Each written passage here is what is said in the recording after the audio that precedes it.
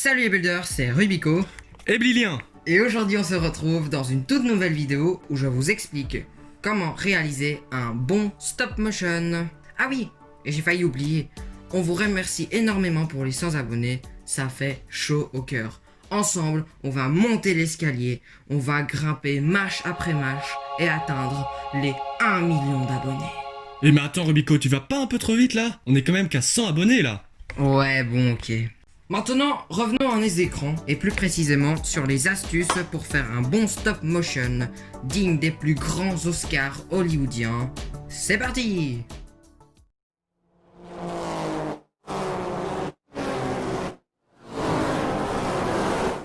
Dans cette vidéo, on va utiliser les termes suivants: éclairage, fond, décor, fréquence, le support pour caméra et bien entendu l'application que j'utilise pour faire de bons stop motion.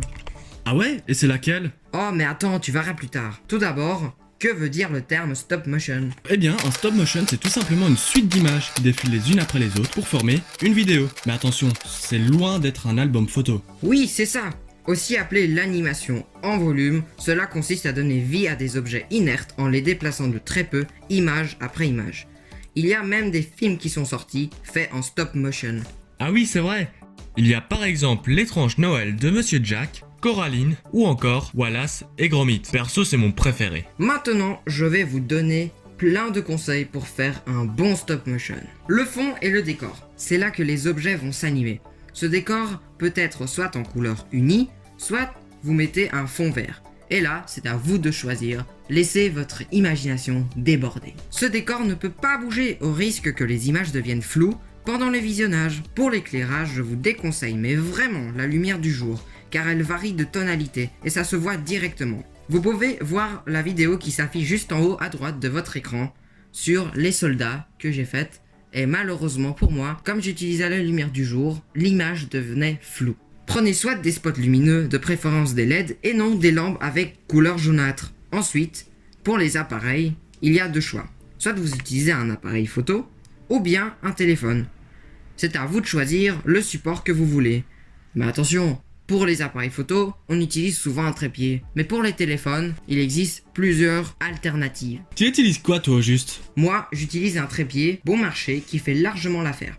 Je vous déconseille les pinces à linge, comme certains le disent, car là, votre téléphone va tout le temps bouger quand vous allez appuyer pour prendre la photo. Tu n'aurais pas un petit conseil pour ceux qui n'ont pas d'autre choix que d'utiliser la pince à linge? Bien sûr, et ça, j'utilise souvent pour pas appuyer l'écran de mon téléphone au risque que tout bouge. J'utilise les écouteurs de mon téléphone tout simplement, et j'utilise le plus du volume, et je peux prendre la photo à distance sans toucher mon téléphone, et comme ça, il ne bougera plus. Ah mais c'est une super idée ça. Mais vous allez sûrement me dire pourquoi je n'utilise pas un appareil photo alors que j'en ai un. Ah ouais? Pourquoi pas Rubico? Eh bien, car j'ai une application sur mon téléphone et je trouve qu'elle fait parfaitement son taf. Oh l'appli! Montre-la nous s'il te plaît. D'abord, il faut savoir qu'elle n'est pas payante, sauf si vous voulez avoir plus de fonctionnalités. D'abord, vous pouvez régler votre fréquence. C'est quoi ça au fait? Eh bien, grâce à ça, vous pouvez ajuster votre film et mettre le nombre d'images par seconde que vous voulez.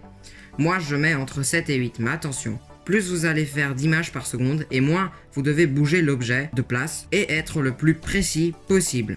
Les films en animation qui sont sortis au cinéma utilisaient 24 images par seconde, mais c'est pour avoir un résultat le plus réaliste possible. Cette application est selon moi parfaite car en plus vous pouvez ajuster la lumière et mettre une option qui permet de vous montrer l'image précédente.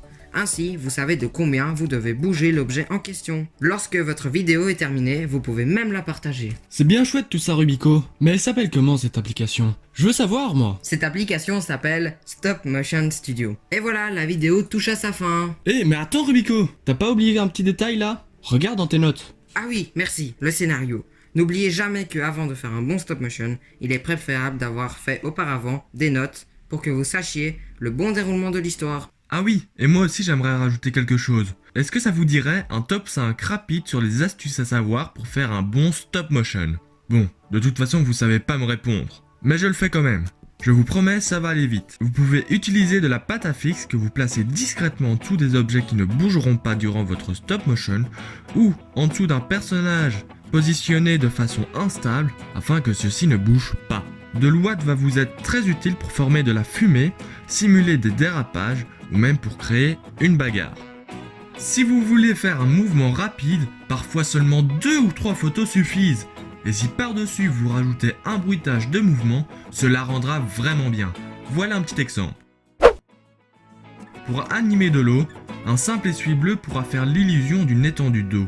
Et pour faire un cours d'eau ou une fontaine, une feuille bleue recouverte par un film plastique fera parfaitement l'affaire. Et enfin, n'hésitez pas à utiliser de la pâte à modeler pour recréer du sang, inventer des personnages ou même pour réaliser un stop motion complet. Petite astuce en plus pour ceux qui veulent rajouter des bruitages, je vous mets le lien du site qu'on utilise dans la description. Et voilà, j'ai déjà fini. Je te redonne la parole, Rubico. Attendez, je regarde si j'ai tout dit. Oui, c'est bon. Merci d'avoir regardé cette vidéo. On espère que vous avez appris des choses. N'oubliez pas de liker, partager, commenter et de vous abonner. Et si vous avez des questions, n'hésitez surtout pas à nous les poser dans les commentaires. C'était Rubico. Et Bilien, salut les builders, ciao!